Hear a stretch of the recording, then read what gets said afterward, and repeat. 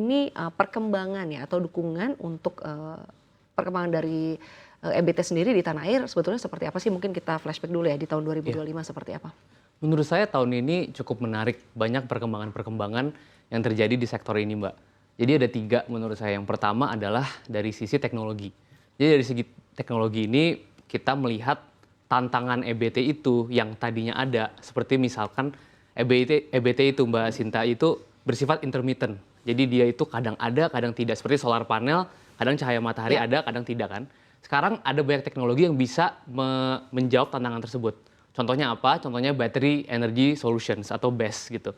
Baterai ini bersifat dapat menyimpan energi yang tadinya misalkan siang hari ada matahari, kita bisa produksi energi gitu untuk kan. malam hari bisa Untuk malam dipergunakan. hari bisa digunakan. Dan itu menjawab tantangan tersebut. Jadi secara teknologi banyak perkembangan ya.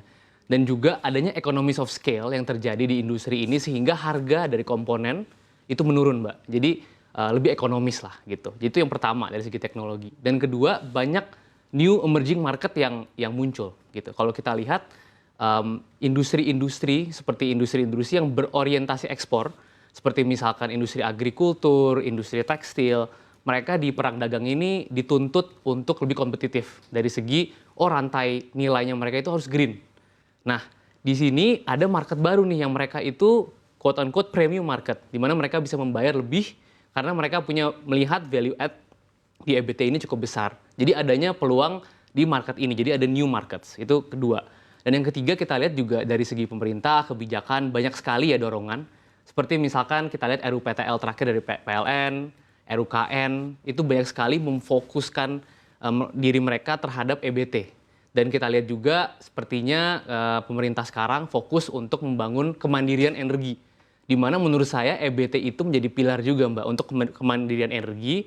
Karena dengan adanya tadi EBT digabung dengan BESS, baterai, itu bisa jadi tulang punggung juga untuk membangun ekosistem EBT di Indonesia. Menurut saya seperti itu. Baik, tapi kalau dikaitkan mungkin dari sisi tantangan begitu ya, kita, bertransformasi atau menuju energi bersih, Ya, dalam hal ini mungkin energi baru terbarukan artinya kita butuh waktu, butuh betul, biaya juga ya, ini betul. menjadi tantangan tersendiri.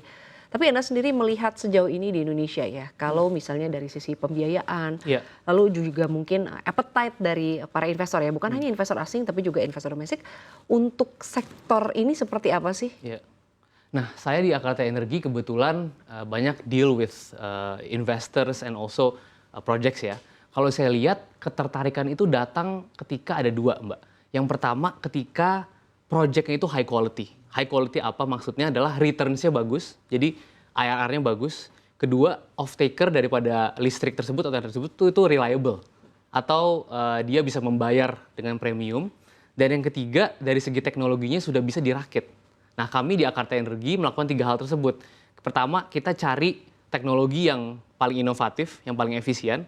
Kedua, kita cari off-taker yang berkualitas. Dan di sini kita fokus ke off-grid market, di mana off-grid ini tadi yang industri berorientasi ekspor, yang mempunyai kebutuhan untuk membeli green energy dengan reliability yang tinggi ya. Jadi di Akarta Energi kami mencoba mengkaitkan itu semua dan itu adalah peran swasta untuk mencari high quality projects. Tapi di sisi lain kita juga harus melihat dari segi kebijakan. Nah, investor biasanya melihat kalau kebijakannya itu pasti dan menarik dan membuat keekonomian project itu bagus, mereka pasti akan masuk. Nah, di sini saya lihat pemerintah Indonesia itu harus fokus membuka peluang pasar. Jadi yang mana sih yang boleh kita jual listrik? Akses pasarnya itu jelas, harus jelas. Investor pasti akan, oh ini jelas. Dan yang kedua, insentif apa yang bisa diberikan agar industri ini bisa berkembang. Jadi saya rasa tadi perannya swasta untuk membuat high quality projects merakit gitu ya. Dan peran dari pemerintah untuk menstrukturkan kebijakan yang optimum supaya industri ini bisa berkembang. Dan menurut saya EBT ini kita kan menuju net zero emissions. Di mana ini keharusan untuk kita mencapai menurunkan emisi gas rumah kaca. Dan tanpa EBT menurut saya itu tidak bisa.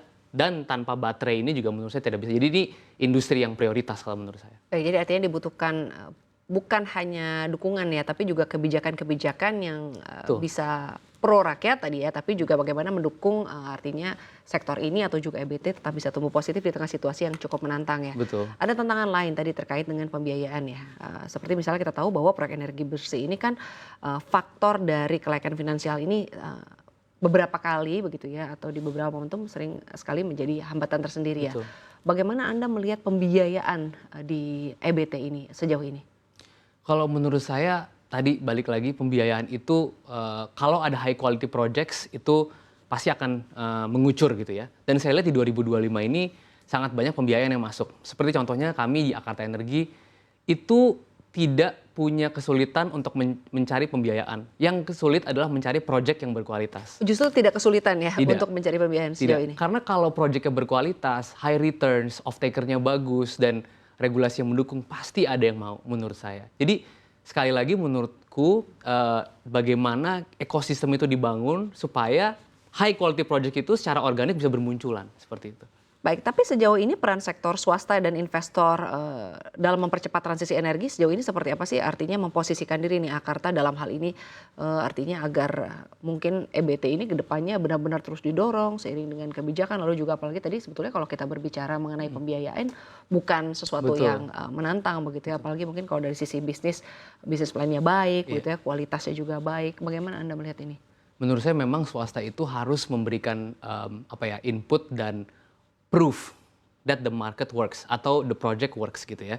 Seperti contohnya kalau misalkan Akarta bisa membuktikan bahwa project specifically di Akarta itu solar PV plus baterai itu high quality, kemudian replicable di seluruh pelosok Indonesia dan itu pro rakyat, bisa benefit terhadap rakyat karena kita di Akarta itu juga melihat benefit secara sosial karena dengan adanya PV plus baterai di beberapa off grid sistem kami tadinya mereka misalkan listriknya itu hanya sebatas 5 jam karena mereka tidak punya akses terhadap PLN gitu ya karena off grid kan. Mereka sekarang punya benefit listrik bisa lebih daripada 12 jam atau bisa bahkan 24 jam. Jadi rakyat juga senang. Jadi swasta itu fokus mencari high quality projects, merangkai dan itu tugas kita sebagai agen inovasi dan memberikan showcase itu ke pemerintah di mana ini bisa tolong didukung Bagaimana dan bisa meyakinkan pemerintah ya? Pemerintah dan investor pasti akan melirik dan investor pasti akan lihat oh bisa juga ya dan ini menarik maka investor akan masuk. Kalau menurut saya memang swasta itu perannya kunci dalam menjadi agen inovasi merakit project seperti itu.